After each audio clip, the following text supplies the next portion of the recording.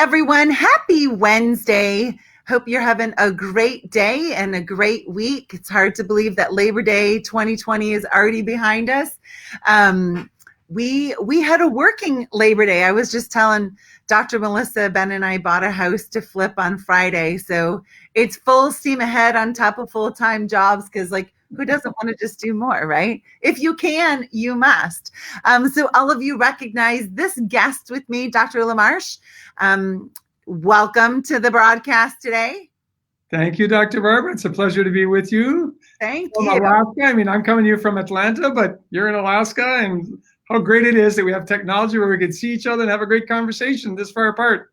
Amen to that, right? It's so nice to have this kind of technology and Zoom and everything, because I feel like then when we all see each other, you're not having to catch up for all of this lost time. It's you just pick up right where we came from. So if all of you are reading the title,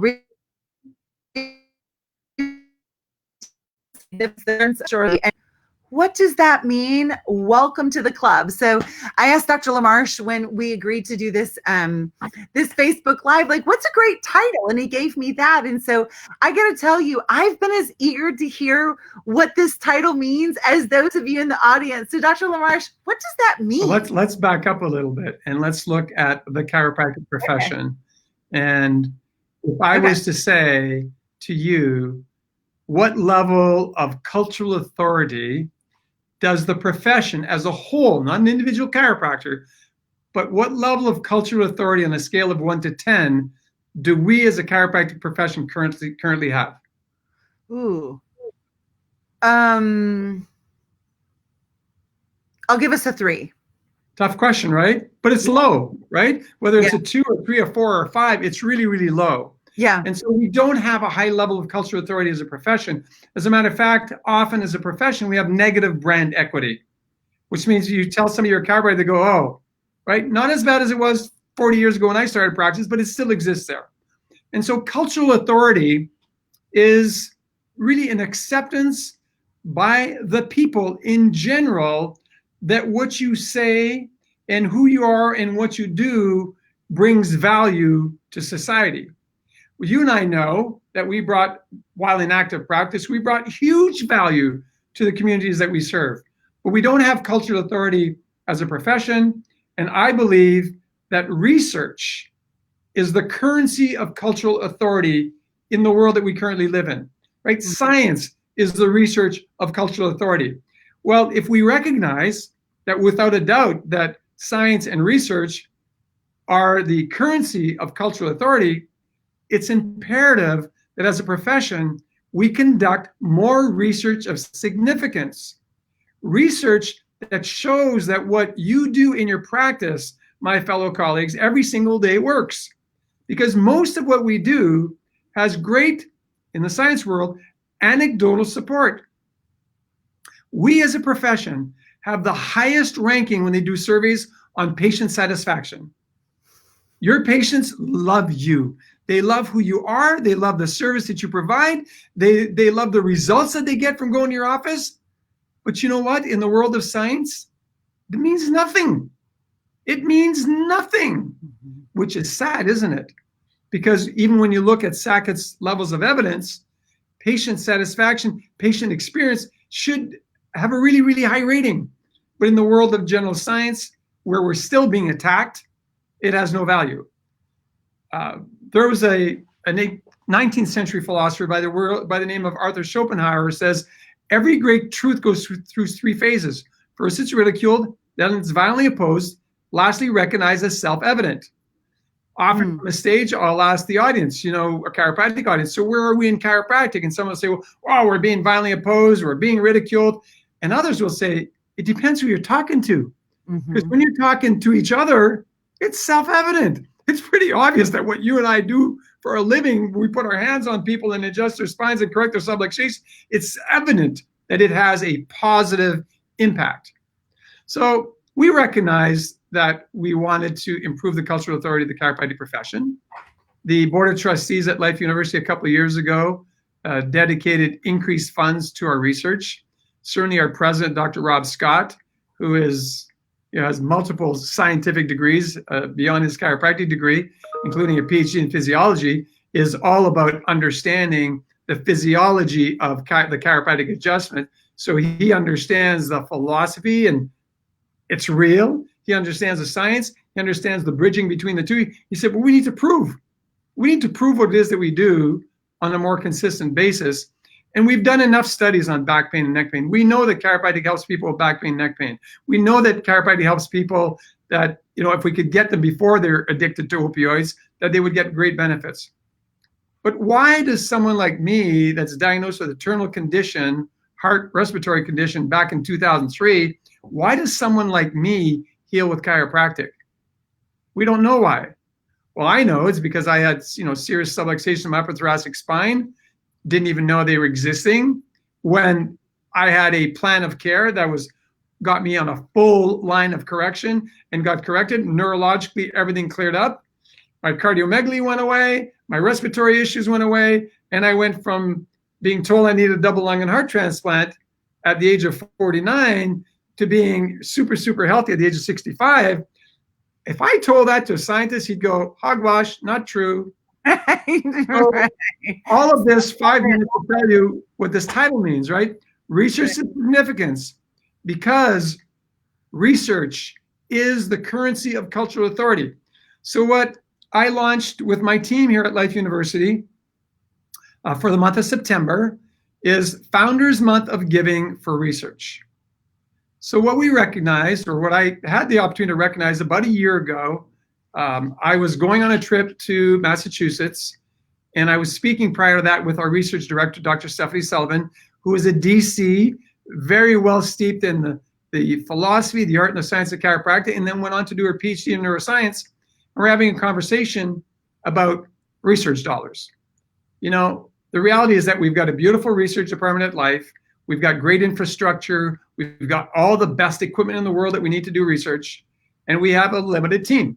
I said to her, what could you do if I could get you an extra $1 million a year? She was like, oh my gosh, Gilles.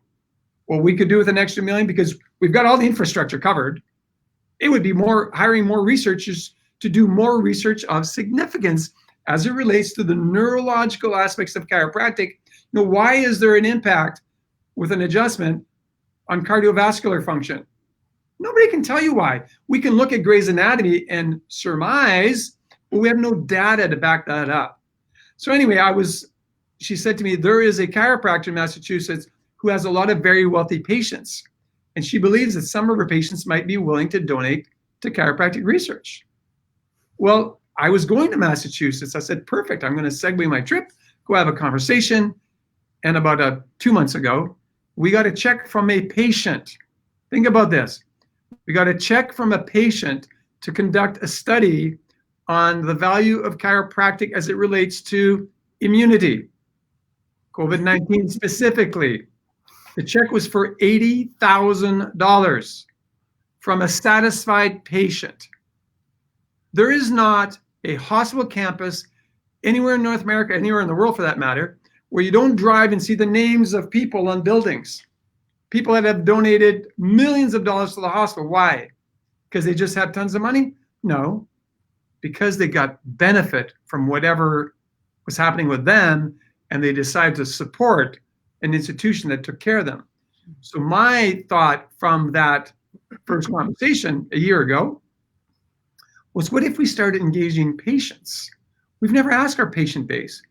We are the highest rated healthcare profession when it comes to patient satisfaction. What if we started asking people, would you donate, would you pay an extra $1 for your adjustment today towards chiropractic research at Life University? Oh, I love that. And do that just 1 month a year, just September. In celebration of Founders Month in September, 1 month a year, we are asking chiropractors to make a concerted effort to raise money for chiropractic research and to contribute themselves. Either they match their patient, whatever it is. So I'd invite people to go to life.edu/Founders Month. Life.edu/Founders Month. And there you'll see the page that we've created. Our marketing department has created some social media posts that you could utilize. They've created a small 8.5 by 11 poster that you could put in an acrylic holder at your front desk that is basically saying that, if you've had results with chiropractic care, or have you had great results with chiropractic care, would you consider making a donation? $1 for every adjustment this month, or take your phone and scan the QR code that will take you right to our donation page and make a donation of any size. So colleagues listening in, think about it. If we had 1,000 chiropractors out of the 65,000 or so in North America, if we had 1,000 chiropractors that did this during the month of September and each raised $1,000 in their practices, that's $1 million. It's $1 million. It's the $1 million I told Dr. Sullivan, or asked Dr. Sullivan, what could you do if you had an extra $1 million, per year for research? But what if we had 5,000 chiropractors? What if we had 10,000 practices? There's not a day or a month that you go to a grocery store in your community that they're not asking you to contribute to something. It's happened to me when I lived in Canada. It happened to me when I lived in Dallas. It's happening to me when I live here in Marietta, Georgia. Donate to Alzheimer's, donate to this, donate to that. What if we were willing to do that? So that as a profession, we would step up individually and make a commitment. It's the 125th year of chiropractic. We're celebrating 125th birthday of chiropractic. What if you chose to get on the LifeEDU/Founders Month webpage today? Donation. If we could raise significant money, we could conduct more research of significance. That's the reality of where we are in the chiropractic world. We need to fund more of our own research. And I can tell you what's happening all over the world that's really, really good. And it's certainly happening here at Life University, because Dr. Sullivan has her PhD. She's getting asked by other universities to do collaborative type of research. She's got a couple of research projects going on with Harvard right now. With another Ivy League school, Department of Public Health. Dr. Heidi Havoc, of course, out of New Zealand, that we all know as a phenomenal chiropractic researcher. She's doing work with universities, in New Zealand, but she's doing work with universities in Europe and with universities in the Middle East. We are gaining traction. We are moving closer to no longer being ridiculed or marginalized. But, and it's a big but, which is why I stopped. It's a big but.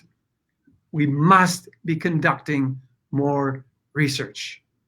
Research is the currency of cultural authority. And if you're like me and you want to impact humanity at a much higher level than we ever have as a profession, we've got to increase our level of cultural authority. So let me just pause you there for a second for those who are in the audience now or may watch this later and say, no one needs to prove that I help people. Like, why does it matter if there's research? Because then research only just says like we're playing their game. So let's put that argument to rest in that, okay, so research is necessary for cultural authority, but I don't really care what people think, because obviously that is the attitude of a lot of individuals in our profession. And I agree with you. When I was in practice, I didn't care what people thought. I was helping the people that were coming to my office, and they were coming in droves. I did zero marketing. They all came by referral. I didn't really care. But you know what I came to realize? 41 years as a chiropractor. I'm in my 42nd year as a chiropractor. And you know what? We're impacting less than 10% of humanity.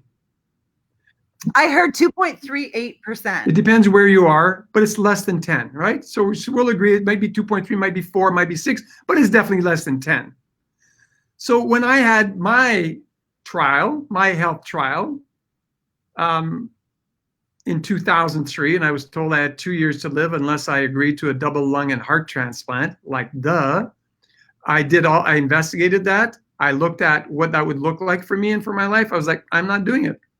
And the thought that I had was, if this is God's plan for my life, I've had a great life. I've loved every minute of my life. I'm going to choose to transition because I'm not going through that process. And so I retired from practice on the 14th of April in 2004. And on the 15th of May, I woke up and the first thought was, you're beep, beep, idiot. You've been preaching the chiropractic paradigm of health and healing for all these years. There must be something seriously wrong with your spine and nervous system. And then my second thought was, well, how could there be? I get checked by a chiropractor every week or two. But it was the third thought that really woke me up. Never by the same chiropractor. I was not a practice member in any practice. I got checked by my buddies. We go out for lunch, we go out for dinner. I'd go to his office, he'd come to my office, whatever it was. I had a table at home, whatever it was. I had not been a practice member in any practice. My practice members got better care than I did. And what it made me think after I got well, which is what really shifted me big time, how many people have the problems that I have and have died? And Yeah, have left children behind. How many chiropractors have had massive heart attacks at early 50s because they've worked over a table, bent over, and were probably seriously subluxated in the thoracic spine and had heart disease and didn't even know. I had cardiomegaly measured at 2.5 and I didn't know. And now I don't have cardiomegaly anymore. Well, scientifically, they say, well, that's nuts. That can't happen. I know it doesn't happen in the medical world, but it happened in the chiropractic world. It happened to this body. So I want people to, it's time for us to get our heads out of the sand. I get it. I didn't care what people thought of me in my community. When I did a healthcare talk, I didn't care if people talked against me. If they didn't like what I said, I didn't give up. Starts with the word S. I didn't care what they thought because all I cared about was taking care of who? My peeps. Take care of the people that loved what we were teaching, that wanted part of what we had, that got the results, and they were happy. How about the other 90% plus? How do we help them? How do we get outside of our own way and not make it just about us? How do we truly step in to our roles as purveyors of lasting purpose? I'm at life, lasting purpose. Dr. Sid's big words, right? To give, do, love, serve from your abundance. How do we step into that world, right? I was mentored by Jim Parker. Jim Parker had similar words. It was loving service, my first technique. So how do you step in to your role as a servant that wants to serve the masses without banging your head against the wall every friggin' day? We've got to step up. That's my shtick right now. I want people to contribute to research. I want more people to be doing research because I know that it is the currency of cultural authority, without a doubt. It will shift the paradigm. What if in a 10-year period, our numbers went from whatever number you've been told, Dr. Barbara, but what if, from less than 10%, but what if in a period of 10 years that we can conduct research of significance that gets published, that then gets shared on social media and on media, that gets shared with people around the world, that gives you, the chiropractor, some evidence to share with other people who have doubts? Where could we be in 10 years from now? Could we potentially be at 20% or more? I believe we could, because that's where the world is. People want evidence. We're still in the information world. They want evidence. The more evidence we can provide, the better off we are, the bigger our impact on humanity. So so have you gotten Trey Gowdy's new book yet? No, I don't know. I don't even know that author's name. Oh, yes, you do. If you watched any of the Comey interviews or, hearings, Senate hearings, or with Hillary Clinton, Trey Gowdy is an unbelievable prosecutor from South Carolina who then spent 9 years in politics and now just wrote a book. But anyway, his book is called Doesn't Hurt to Ask. And I encourage everyone to get it because he teaches you and goes through how to use questions, right, for persuasion and talks a lot about law. And I have a fancy that in my next life I'll be an attorney. But at any rate, the reason I'm bringing this up is he talks about authenticity and how even in a courtroom, authenticity sells. And what you're saying about as chiropractors that we're not good practice members, that we're not under regular chiropractic care, that we don't have care plans. I was early in practice, maybe a year and a half, 2 years in, and I'm sitting with a couple. I'm going over their scans, CLA scans. And he says to me, I want to see your scan. And I was like, I don't use, like, I don't get scanned. I get adjusted regularly. He's like, well, then why am I getting scanned? Why am I paying you to scan me? And it's an important part of dictating my care, but you don't even have one. He's like, how about your staff? Can I see theirs? And I'm like, I don't do that. And we're like, you know, I mean, thankfully, I wasn't offended. I was incredibly grateful for that gift of him saying to me, like, why are you having me do it if you're not doing it? So, like, Exactly. with authenticity. So, as you're talking, I'm seeing like part of this big plan is like, number one, chiropractors, let's be authentic. Let's do what we tell our practice members to do. Let's be under regular chiropractic care. Let's have re-exams, extended consultations. Let's get scanned. Let's have, like, do the whole 9 yards, not only for our own health, but our practice members and our families. So that's number one, is if you're really going to stand up and lead, you must be authentic. And there's the greatest leaders are the authentic leaders, right? So that's the first step that we can take. This next step that every single one of us can take is to go to life.edu // founders. And I put it, it's like the first comment, Founders Month. And just what if you do this and you are able to generate even just more excitement in your own town about chiropractic? Like, don't even do it for chiropractic as a whole. Just do it because maybe this is a great marketing thing for your practice. And the worst thing that happens is you get more attention in your practice. Now, the greatest thing that could happen is you're part of the whole. And as a whole, as chiropractors, with our message, we have greater penetration, we have greater significance, greater cultural authority. And you can say, hey, I was a part of it all because I went to life.edu Founders Month and I got involved, and my practice members were so excited that now they were going to be able to take this research and show it to their friend or family member who was like, oh, I don't believe that stuff. Like, what if?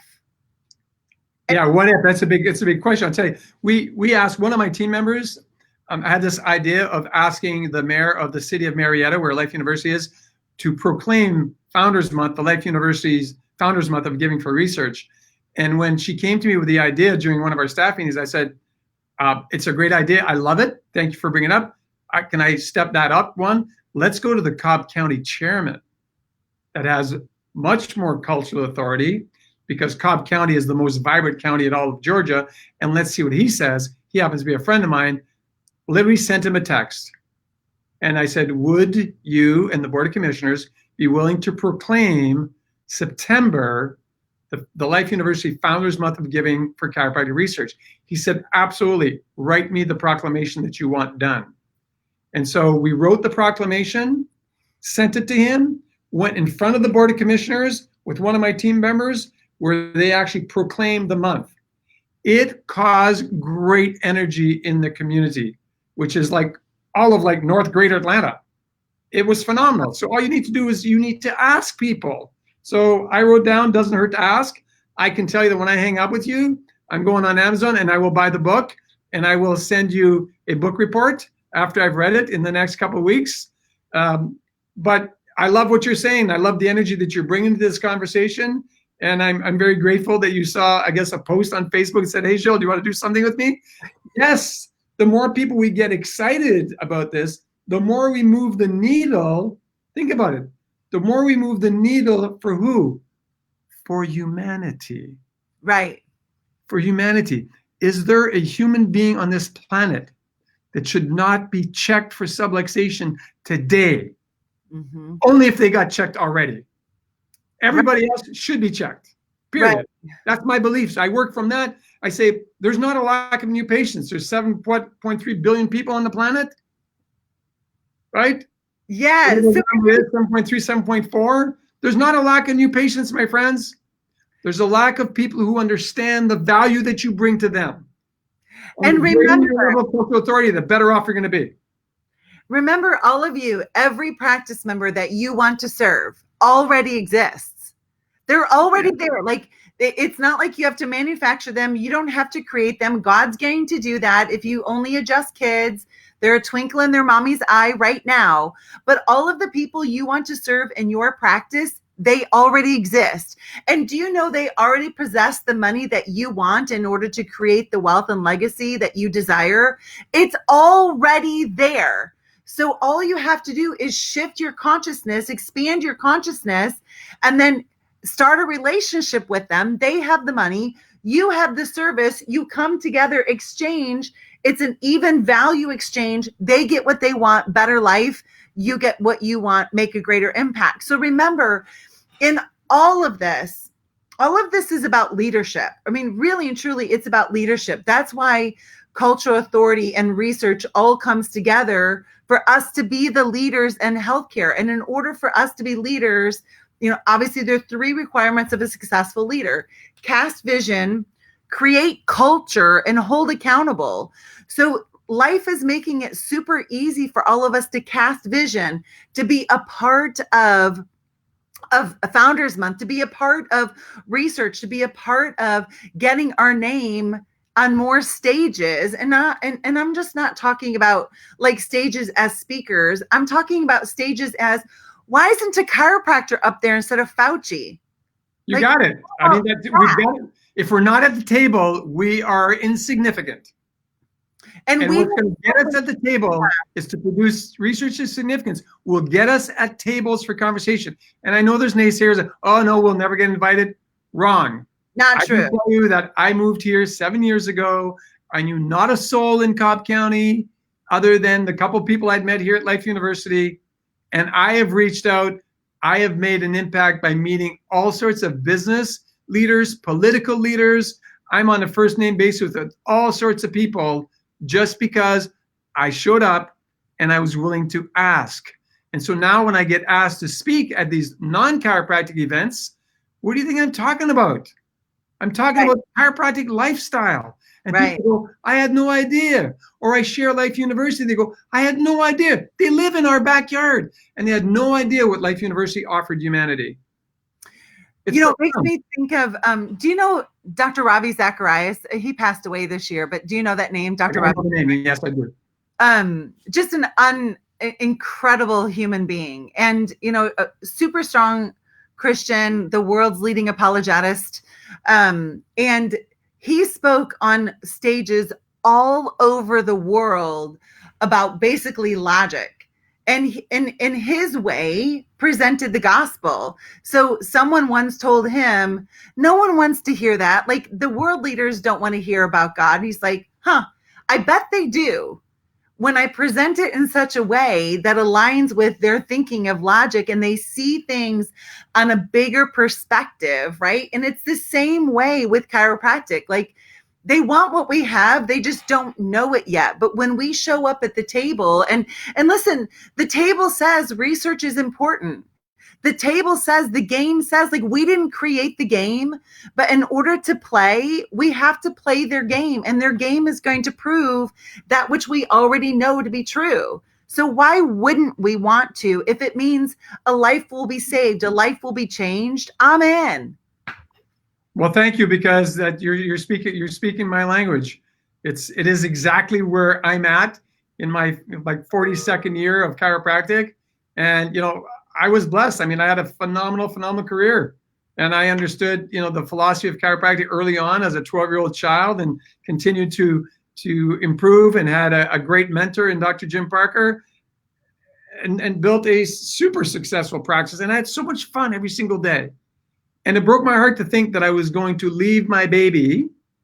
I had 3 beautiful children and now grandchildren, all that stuff. But I was going to leave my baby, which was my chiropractic practice, and I was going to go home to prepare myself to die. Yeah. And so I was given this other opportunity to really get deep in understanding chiropractic.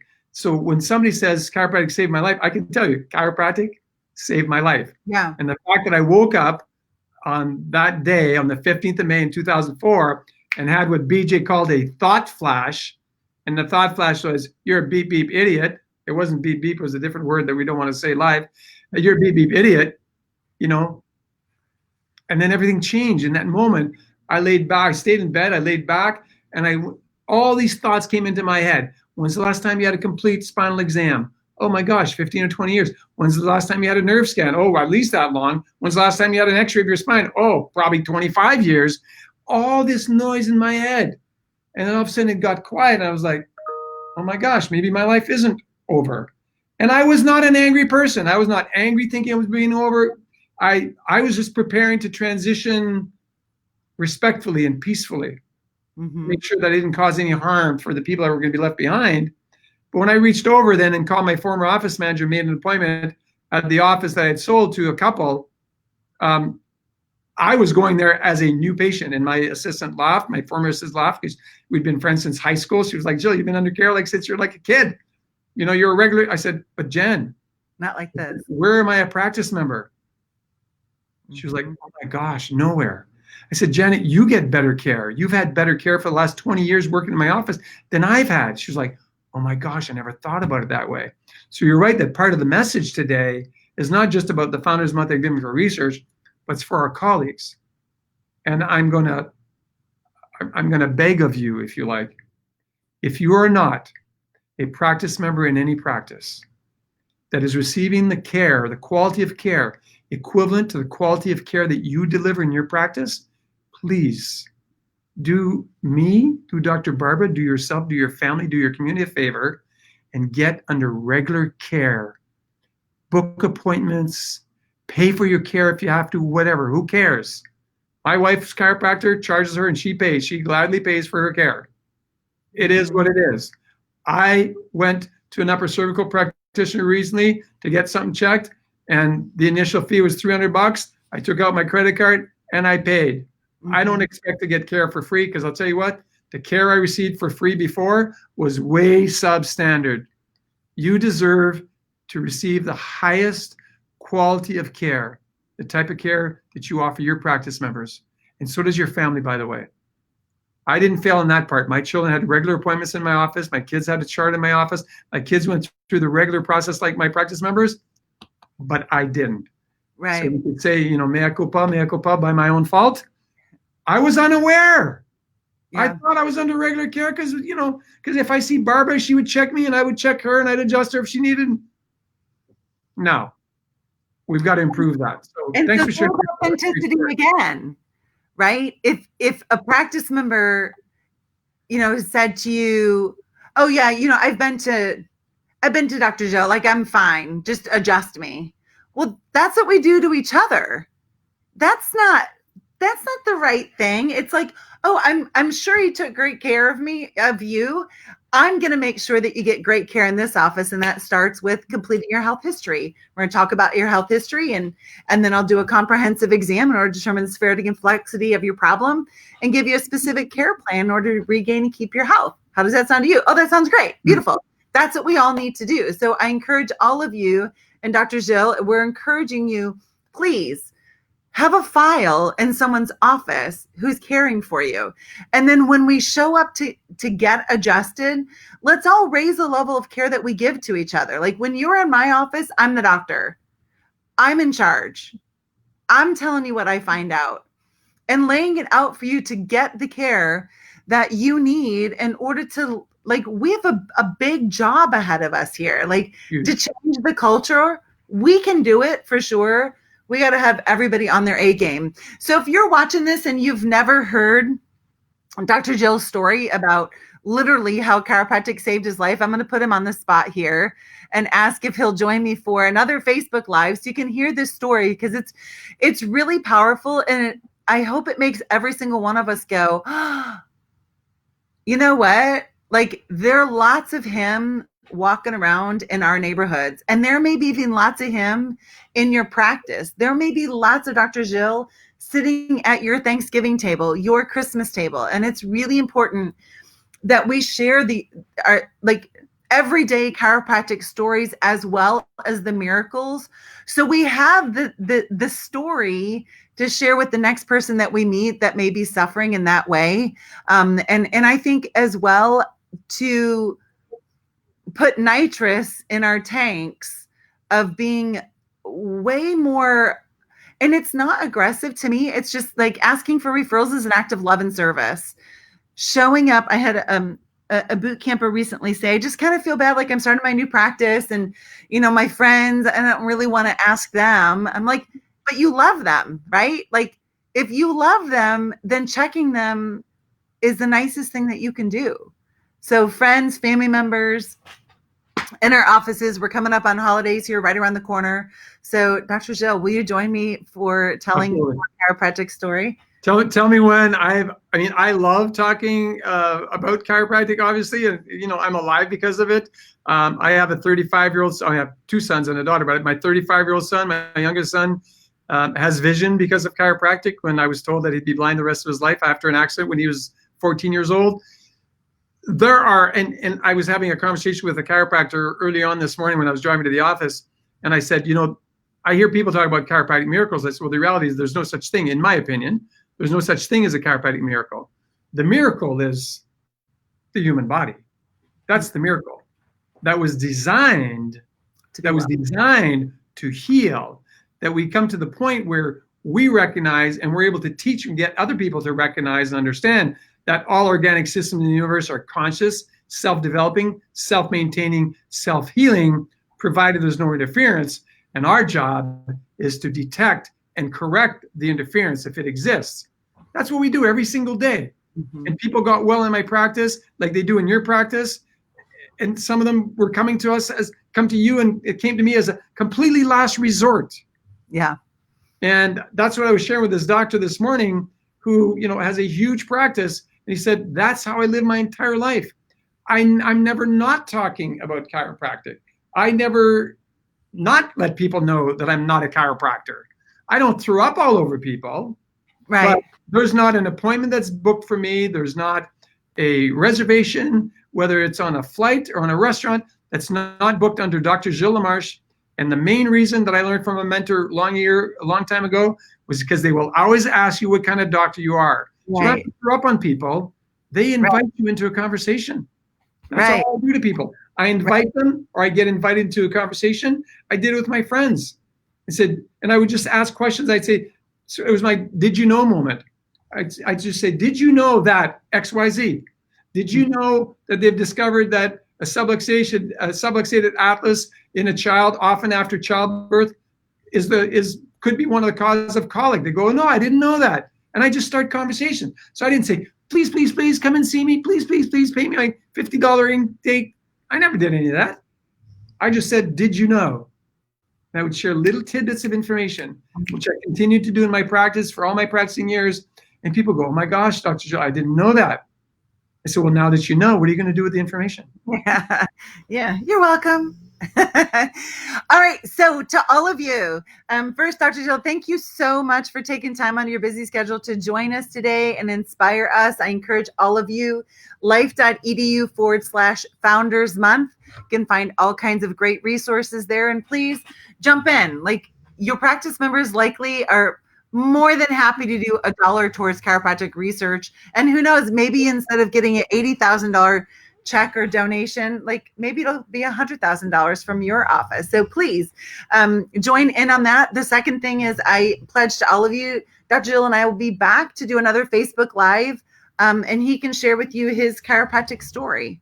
So to all of you, God bless you. Have an awesome day. Thanks so much for joining us. And join me tomorrow, Dr. Christina Stitcher, who is one of the speakers at the Women's Mind, Body, Spirit Retreat in Gulf Shores, Alabama. Actually, Dr. Melissa is joining us as a speaker for that as well. Dr.